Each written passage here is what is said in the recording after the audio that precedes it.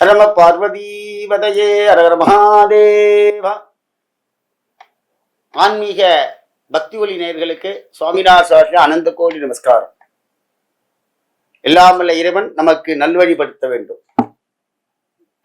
இந்த காலத்துல இன்னைக்கு என்ன கிழமைன்னு யாருக்கும் தெரியாது. அவ்வளோ வேகமா ஓடின்னு இருக்கும். அப்படிப்பட்ட ஒரு முக்கியமான விஷயத்தை நாம் தெரிந்து கொள்ள வேண்டும் வாழ்க்கையில.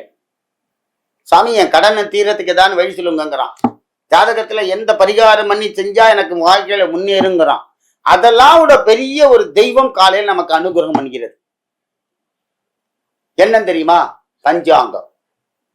இந்த பஞ்சாங்கம்னா என்ன அப்படின்னா 5 விதமான விஷயங்களை தெரிந்து கொள்ள வேண்டும். டெய்லி நம்ம தெரிஞ்சுக்கணும். இன்னைக்கு என்ன கிழமை, இன்னைக்கு என்ன நட்சத்திரம், என்ன திதி, இன்னைக்கு சந்திராஷ்டமம் இருக்கா இல்லையா, நமக்கு இது தெரிஞ்சா போதும் சார். சார் எங்க வீட்டுல பஞ்சாங்கம் இல்லை அப்படின்னா டெய்லி வருஷத்துல நமக்கு நாள் காட்டின்னு ஒண்ணு கொடுப்பாங்க, கேலண்டர். அது கிழிச்சிட்டு போயிடுவான தவிர படிக்க மாட்டான். அவர் பெரிய கேலண்டர்ல திதி நட்சத்திரம் போடும், டேட்ல ரவுண்ட் பண்ணுவாங்க. பால் கணக்கு, வாடகை கொடுக்கணும் அப்படின்னு அந்த கேலண்டர் ரவுண்ட் பண்ணுவாங்களே. கேலண்டர் ஒரு தெய்வம். என்ன சொல்கிறார் அப்படின்னா, சுவாமிகிட்ட போய் டெய்லி நம்ம சொல்லணும். இன்னைக்கு திங்கட்கிழமை, இன்னைக்கு அமாவாசை, சுவாமி இன்னைக்கு மூலா நட்சத்திரம், இன்னைக்கு சந்திராஷ்டமம் யாருக்கு? மேஷராசிக்கு. இப்ப அதெல்லாம் அந்த காலத்துல பஞ்சாங்கம் பார்த்து டெய்லி சொல்லுவாங்க. எந்த சொல்லுவாங்கன்னா கோவில்ல சொல்லுவார்கள். காலையிலேயே கோவில்ல எழுந்த உடனேயே கோவில்ல சுவாமிக்கு முதல்ல இன்னைக்கு திதிவார நட்சத்திரத்தை சொல்லி போர்ட்ல எழுதி போடுவார்கள். அதை பார்த்து நம்ம தெரிஞ்சுப்போம். இன்னைக்கு நமக்கு கலியுகத்துல நிறைய சௌரியத்தை பண்ணி கொடுத்துருக்கார் பகவான். செல்ல தட்டினா பஞ்சாங்கம் வந்துடுது. டிவி அப்படி திருப்பினோம்னா 12 சேனல் 100 சேனல்ல காலையில 6லேருந்து 7:30 மணிக்குள்ள 25-30 ஜோசியர்கள் சொல்கிறார்கள். ஆனால் எல்லாம் முடிஞ்சு சாயந்தரம் அவனை கேட்டலாம், இன்னைக்கு என்ன கிழமடா, இன்னைக்கு என்ன நட்சத்திரம், இன்னைக்கு யாருக்குடா சந்திராஷ்டமம் கேட்டா தெரியாதுன்றுவான். அவனுக்கு என்ன இன்னைக்கு அப்படின்னா, எந்த டிவியில என்ன சொல்றாங்க, இன்னைக்கு பச்சை சட்டை போடுறதா சிவப்பு சட்டை போடுறதா, இன்னைக்கு வடக்கு பக்கம் போதா தெற்கு பக்கம். ஆக்சுவலி அவனுக்கு வடக்கு பக்கம் தான் இன்னைக்கு காசு கொடுக்குறேன்னு சொல்லியிருப்பான். ஒரு சேனல்ல 4 சொல்லியிருப்பாங்க, இன்னொரு சேனல்ல தெற்கு பக்கம் போன்னு சொல்லியிருப்பான். வடக்கு பக்கத்தை விட்டுட்டு தெற்கு பக்கத்துல போயிட்டு கடனே வாங்காம இங்கேயும் விட்டு அங்கேயும் விட்டுட்டு ரெண்டும் கட்டான நின்றுடுவோம். ஆன்மீக நேயர்களே, எல்லாம் நம்மளுடைய இந்த ஜோதிடம் காலையில சொல்றோம் பாத்தீங்களா, நம்ம மன தைரியத்துக்கு தான். அது முதல்ல ஒவ்வொரு கிரகமும் நம்மள வேலை செஞ்சுட்டே தான் இருக்கும். என்ன அப்படின்னா, இந்த பஞ்சாங்கத்தை ஜோதிடர்கள் சொல்லுவார்கள். எல்லா டிவியும் முக்கியமா அதை தெரிஞ்சுங்க. அவங்க சொல்ற விதமே நமக்கு நம்மளை உஷார்படுத்துவது.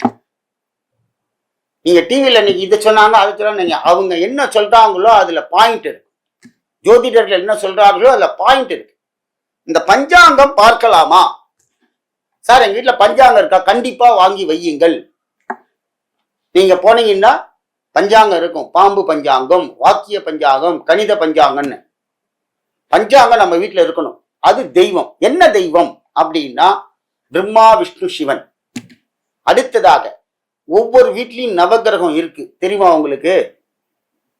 என்ன நவகிரகம் அப்படின்னா, பஞ்சாங்கத்துல நவகிரகங்கள் தான் முதல்ல இருக்கும். இந்த வருஷம் யாரா ராஜா அப்படின்னு கேட்டா சூரியன். யாரா ஜலாதிபதி? சனி பகவான். மழையை கொடுப்பாரா? மேகாதிபதி செவ்வாய். மானம் அப்படியே குளிர்ச்சியா இருக்குமா? அப்படி. தானியாதிபதி, நமக்கு சாப்பாட்டுலாம் நல்லபடியா வருமா? தானியங்கள்லாம் செழிக்குமா? எல்லாமே நவகிரகங்கள் அந்த பஞ்சாங்கத்தில் இருக்கிறது. அவர்களுக்கு தான் பூஜை. அவர்கள் தான் நமக்கு நாள் காட்டி. ஆன்மீக நேயர்களே, பஞ்சாங்கத்தை பாருங்க டெய்லி.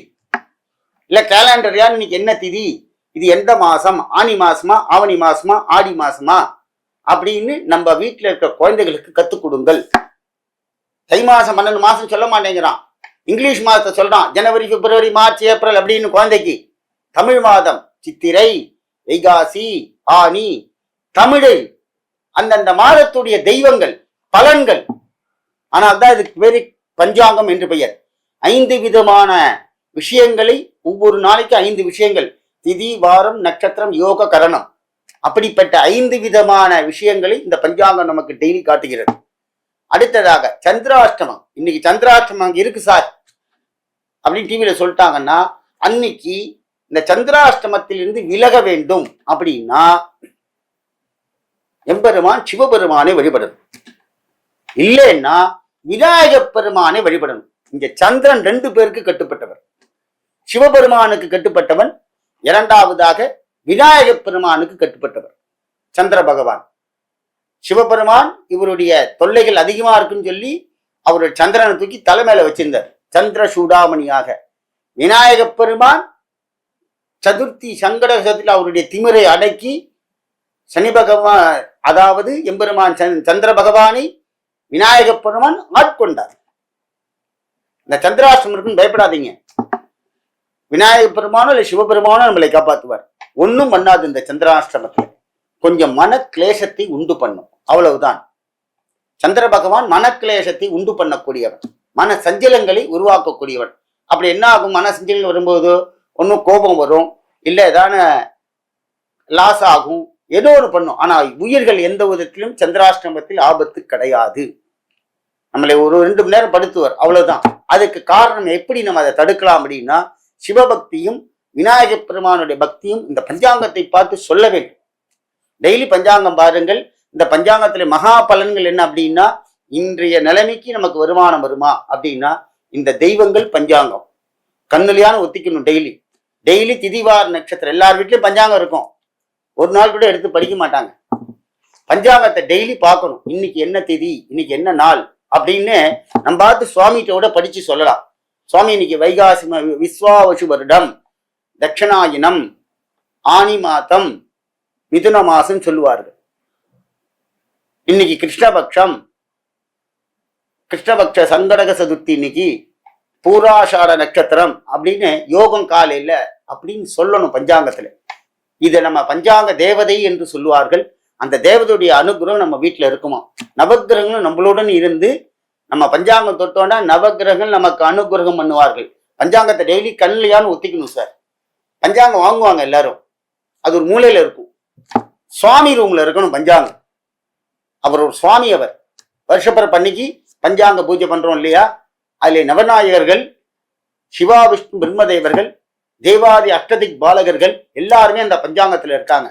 33 கோடி தேவர்கள் அந்த பஞ்சாங்கத்தில் இருக்கிறதுனால்தான் வருஷத்துல முதல் நாள் பஞ்சாங்க பூஜை செய்யப்படுகிறது.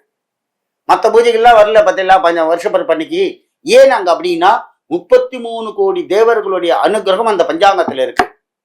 அதனால ஆன்மீக நேயர்களே, நான் அந்த பஞ்சாங்கத்தை நம்ம சுவாமி சன்னிதியில வச்சுட்டு டெய்லி படிங்கோ, டெய்லி பாருங்கோ. அட்லீஸ்ட் அந்த கண்லையா நம்ம ஒத்திக்கணும்.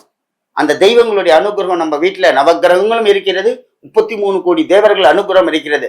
ஆன்மீக அன்பர்களே, பஞ்சாங்கத்தை விடாமல் படித்து எம்பெருமா திதிவார நட்சத்திரங்களை கண்டுகொள்ளுங்கள். சாமி எங்க வீட்டுல பஞ்சாங்கம்ல நான் என்ன பண்றது அப்படின்னா, தயவுசெய்து செல்லுல எல்லாம் பாத்துக்காதீங்க, கேலண்டர் இருக்கும், படியுங்கள்.